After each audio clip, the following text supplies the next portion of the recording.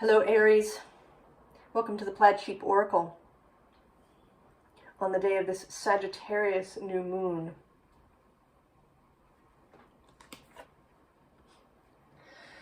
Appropriately for the archer, the centaur, we have the horse, which says accepting help from another and delegating authority. But that's, well, it's sort of relevant and not. The bigger message is this movement of the horse. Both moving into something and then moving onward. The second card is this Find Your Night Self card, which came out for Capricorn recently in a kind of playful, magical way. But I sort of feel here with you,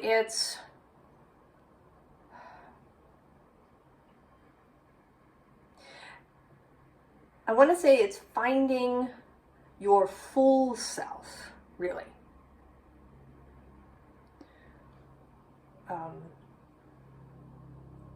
This is, I don't know, maybe this is a theme that's been running through from the beginning. This integration with the wider self. Now, I don't think that as human beings we can walk around seeing through the eyes of Source all the time. I think that is, right, a level of perfection that we shouldn't demand of ourselves. But I think that we can get to a point where we understand ourselves to really see from the perspective of this wider self.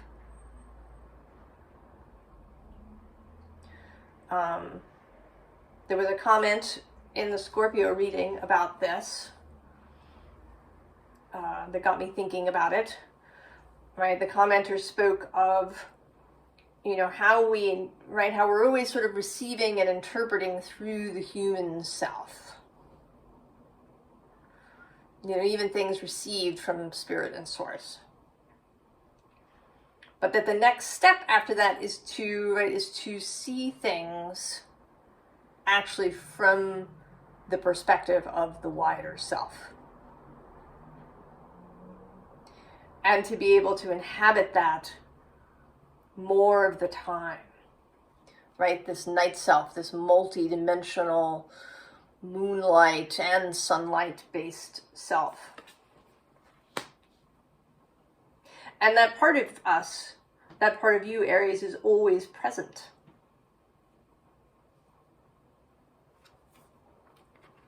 Right? And has held out a light for you.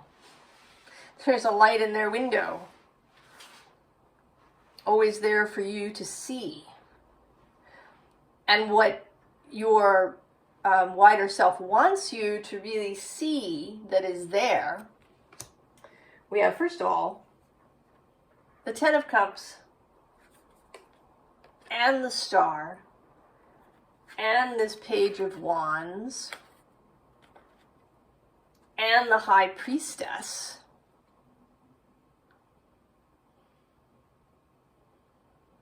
Right? This joy, this emotional fulfillment for self and others. This exploration energy. This intuitive energy. And then what is down at the bottom is the Ten of Pentacles. Right? And in this concentric way, right? All the things, right? The whole cosmos that you are part of, Aries.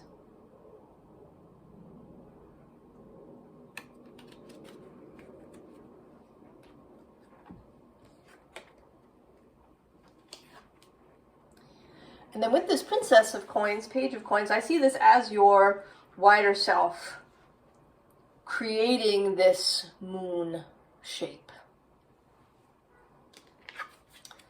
And then turning it into the chariot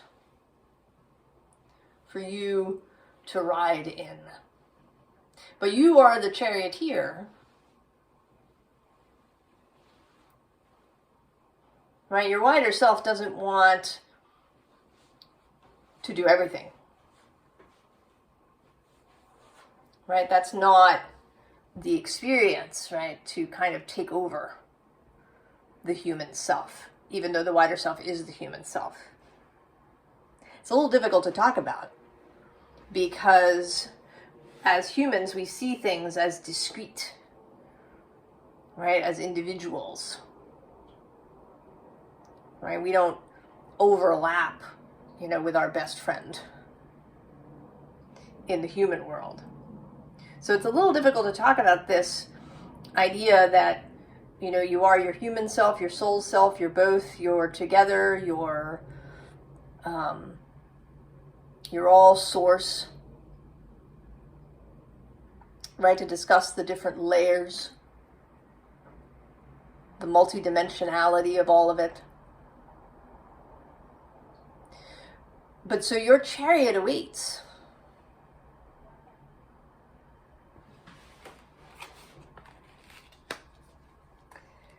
And here, I sort of see this a little bit as your wider self. I had this vision with these two cards of a parent, right, calling to a child that, doesn't want to come in.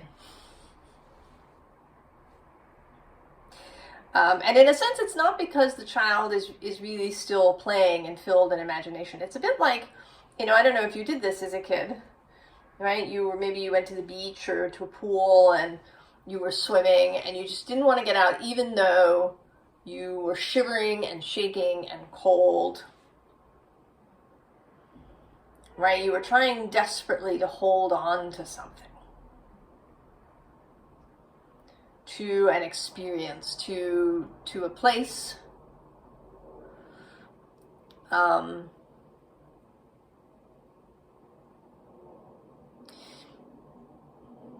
Maybe there is some idea that if you accept this call, if you get in this chariot, that will be a kind of growing up. That in a way you're being asked to grow up, and really you're being asked to grow out.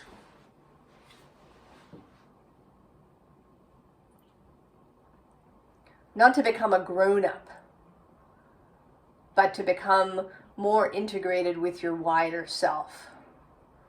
But perhaps you have a perception, right, of this wider self as wanting you to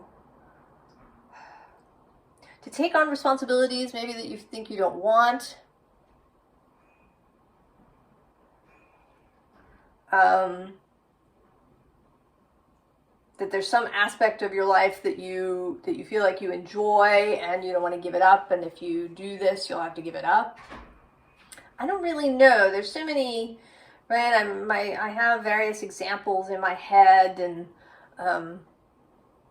but I think it's sort of for you to suss out for yourself, what is it that you don't want to give up? What is it? What is your perception about this process? Right, you're kind of having a Peter Pan moment.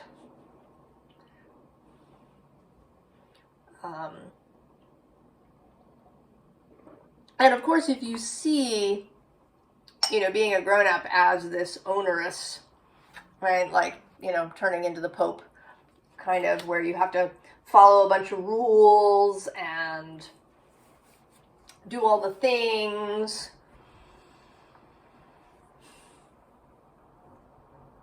that really doesn't seem attractive. But that's a perceptual problem. right? So maybe this is the reframing, right? That you're finding your night self. You're not, becoming a grown-up in the Peter Pan sense.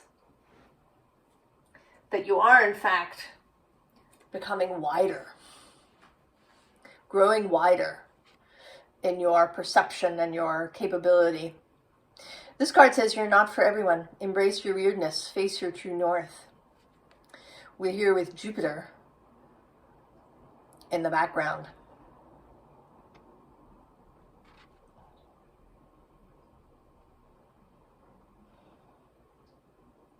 This, right, this unimaginable size. I think, we see planets and the sun and stuff on, in videos and in photographs, and we even see those little comparisons of, the size of planets to each other. Mercury, this little tiny thing, and Jupiter is really big, and then the sun is even bigger. But I think that we cannot, these photos don't actually give us the experience that we would have if we were, standing next to Jupiter and actually seeing his vastness. Or if we could get close enough to the sun to really experience the sun's vastness.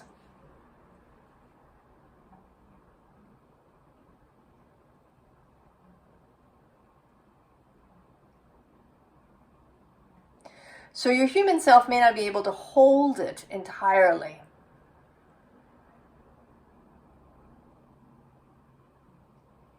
But I think that we can slip, right, multidimensionally back and forth. Become more integrated in our view with this wider self. Right below this we have surrender to the sweetness. Venus energy, pleasure, joy, make love to life.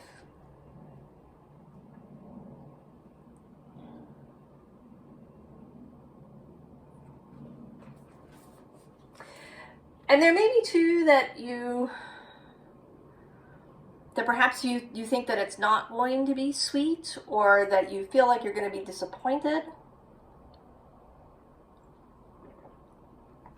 That maybe it's better to imagine this from a distance. Almost like you would be, disappointed if you stood next to Jupiter. The bottom of the deck has this follow the stream card, which says dedication, trust, future rivers and oceans. And I had this notion here that you are a future river and ocean.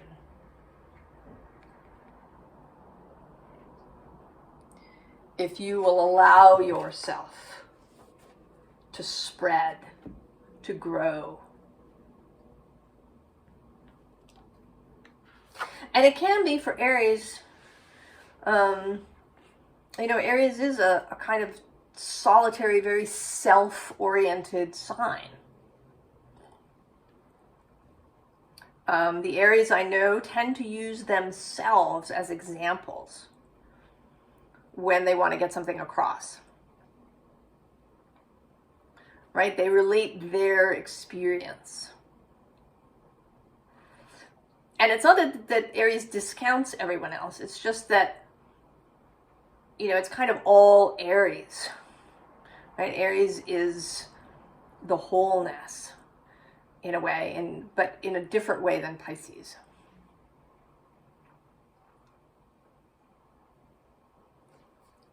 I don't know, it's another thing that's a little difficult to talk about.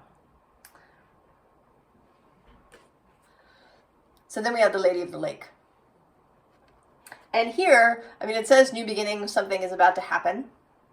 But, right, she's waiting to give you the sword. You're all good. There's nothing you have to do. No particular battle that you have to win. in order to receive the Lady's Sword, to receive Excalibur.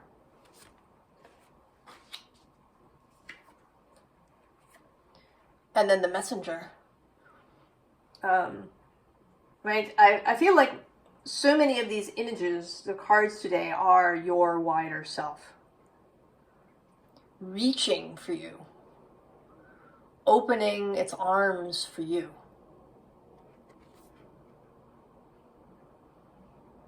Right? I don't see this so much as a messenger delivering a message, but as your wider self opening its arms for you. Calling you forward. And interestingly, this says the great severing. But I feel like it's sort of the reverse, that it's a severing from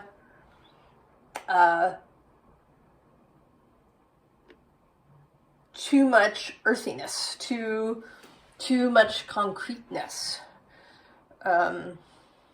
You're kind of severing your tether to all of this concrete physical stuff. The really strong identification that we all have with this physical self. Right, with the 3D world. Right, severing that so that we can really see with the eyes of Source. Experience the world and others with this wider view. So we get the Chariot again. And this time I feel like you have gotten in. You've climbed into the Chariot. The Hanged Man is underneath. Right? You are perhaps allowing a bit of a change of perspective to happen. But you're not moving yet. At the bottom of this deck, we have another call from the Fool.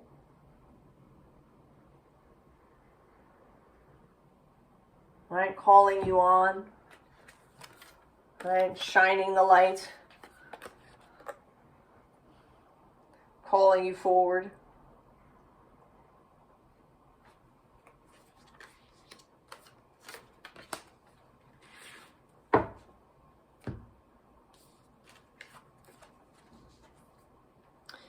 And then the Ace of Water, that Ace of Cups, the grail within you that is always active, that is stirring. I feel now in this moment that this pearl is kind of this moon in this card. You know, that you're here, kind of all wrapped up in your own head, and this moon is calling to you. Right? It's your grail, your pearl.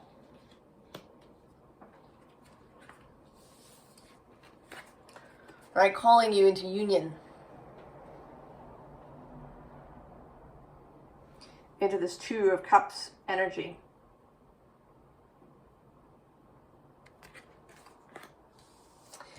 But there's still something. And this is the Six of Water, the Six of Cups again. This has been happening actually in the readings. I don't know if I'm just noticing it now and it's happened before, or if it is really happening more now, that there's this repetition of cards in the various decks.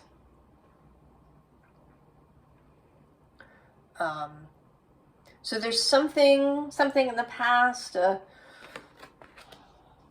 I feel like it's a trust issue.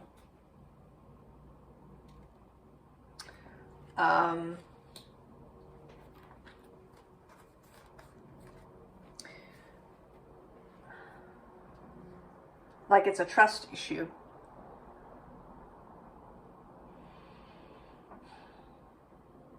And I think that many of us had many reasons in childhood to not trust.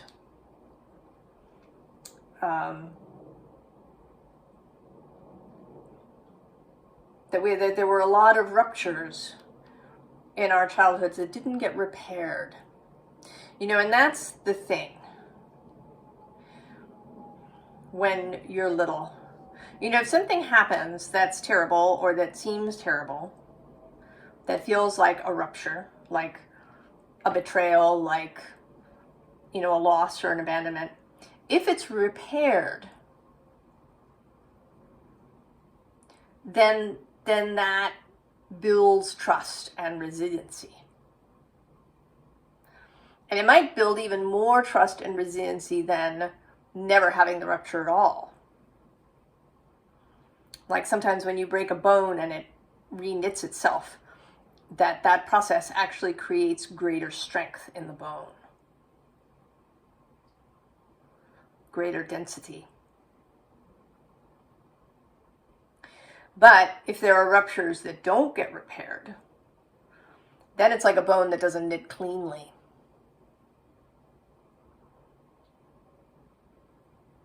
Right? So there's this ache that you might have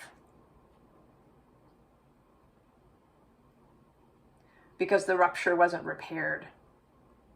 And you have to learn kind of to repair it later as an adult, to repair those things for yourself so that you can regain trust, so that, you know, you don't feel this, you know, perhaps nausea, this clenching of the stomach when a beautiful opportunity arrives because you're afraid of disappointment, because you don't trust that everything will be well.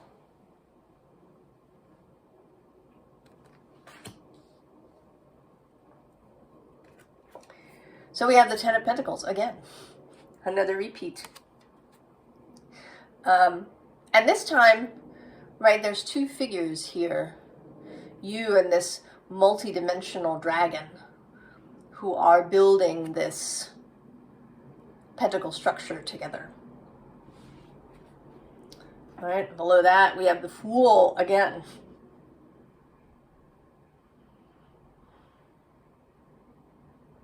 Right, I sort of see you as running into this scene with the dragon. Right, becoming exuberant and saying yes, and running into this scene of building together, of really trusting that wider part of yourself, because it is you. We often talk about the soul as a separate thing, but it's not. Your soul is you. Your human focus is you. It's all you. Right here with this Five of Pentacles, you cannot be separated, because you are one, you are you.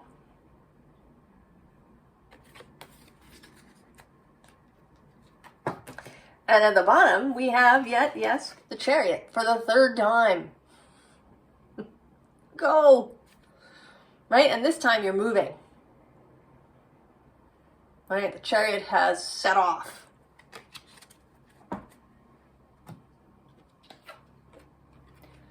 Knight of Wands, representative for Sagittarius and the Sagittarius new moon that is today, if you're watching it when I post it.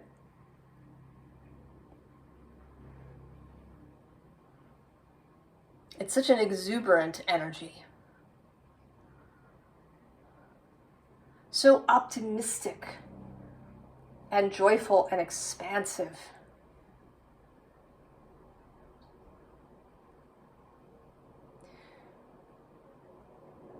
You know, and I want to say that sometimes, right, if you're in this kind of energy, this can almost seem painful. Right? Like, you know, watching somebody else have a good time that you feel like you can't have.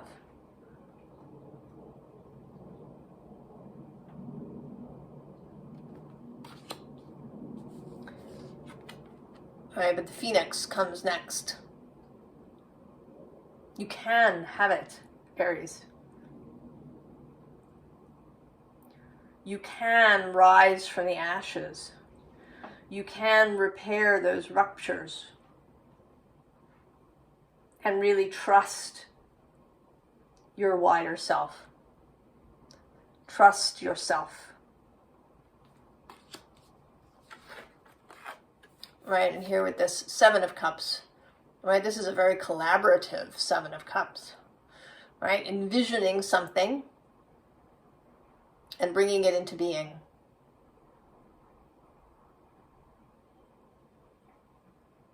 You and your soul, you, all of you, the whole of you.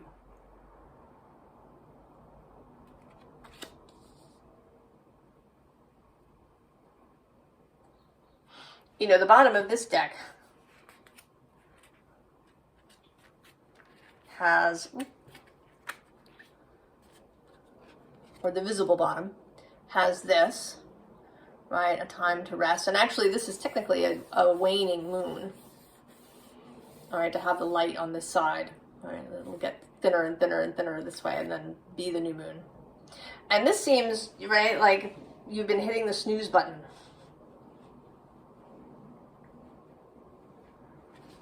But then below that and at the bottom of the deck, we have the return of the lost selves and the blessed reunion.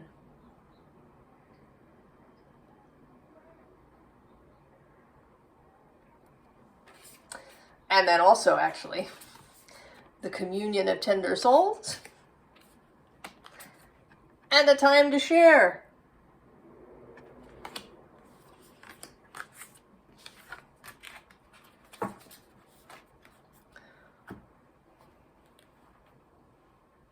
What is the advice? Seven of Cups. Embrace the possibilities. Allow the light to rise. Allow the sun to rise. Allow the dawn. I mean, I know this is, right, find your night self. But also allow the dawn, right? The night and the day together.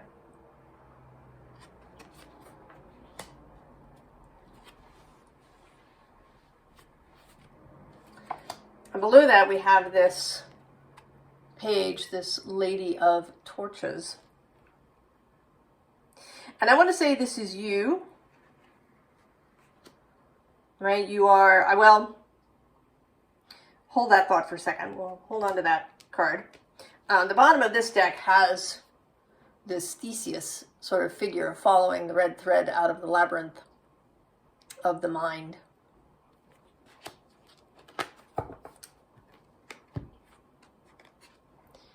And then we have this Justice. Where, right, this feels like you having a conversation with you. All right? This is the you that's in the physical, right? On the ground, and then your wider self. Having a conversation, really creating communion, however you can do that. I don't think there's any one way. I don't know that, you know, maybe it's a meditative process or a shamanic journey or there is, right, I talk to myself and to my fellowship through the cards, but that is a little bit of a remove. I feel like this is more kind of a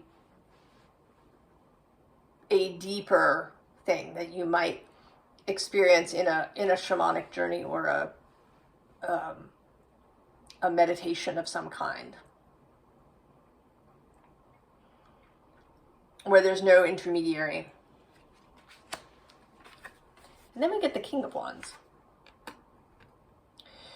So there's ways, right, that right, they're both you. They're both your earth self and they're both your higher self. So this is your earth self in the sense that you're new at this. These are new, perhaps a new way of experiencing yourself, a new way of experiencing the world that's coming through. You're learning, you're kind of excited at new adventures. And then it's your wider self, because your wider self is always youthful, is always ready for new adventures, is there to see things with eyes of wonder. And then this is, right, your wider self, sovereign, clear, able to see, having the knowing of maturity, knowing when to move and when not to. And then it's also you, right? Your earth self, with all of your experiences that you've had as a human being. Maybe some jadedness that you might have from going through life. Right? It's all you.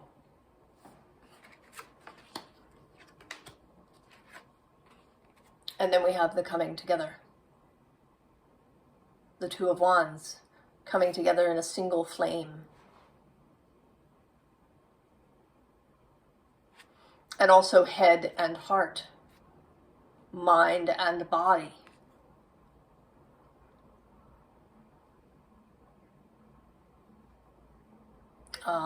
Knowing and loving.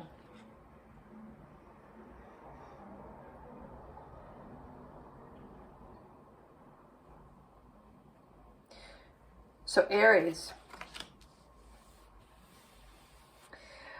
I'm not sure where these readings are going to go. I do feel there has been this, right, there is a thread, there's a common theme. But I think we might get some repetitiveness until we're all prepared to take this step. Because I feel like it is the necessary next step before we can move wherever we're going to go now.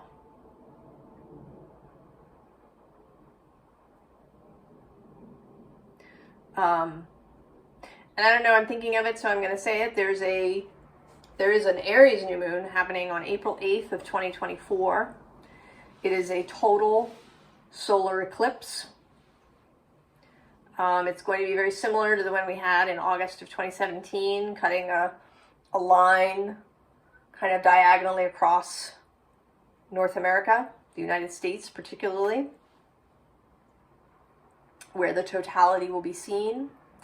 And it is conjunct Chiron.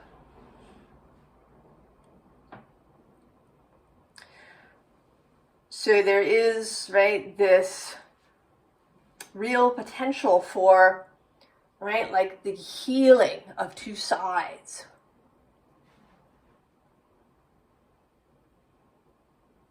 Right, and even if you, right, forget any kind of world event related thing, just this, right, this sort of symbolism, right, of the division that then disappears. Right, that new moon cuts the line and we see the line, but then the moon shifts and the sun is revealed again. And the rupture is healed.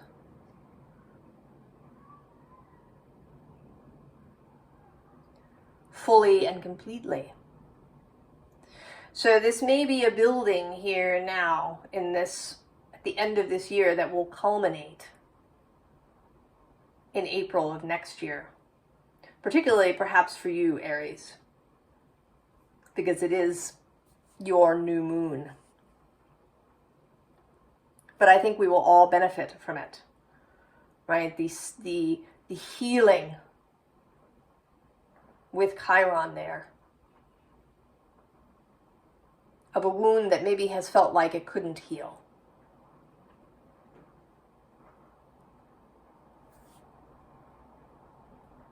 So Aries, I hope that you answer this call. I hope that we all answer this call, that we learn to trust. I wish you all the very best, Aries, and I will see you next time. So long.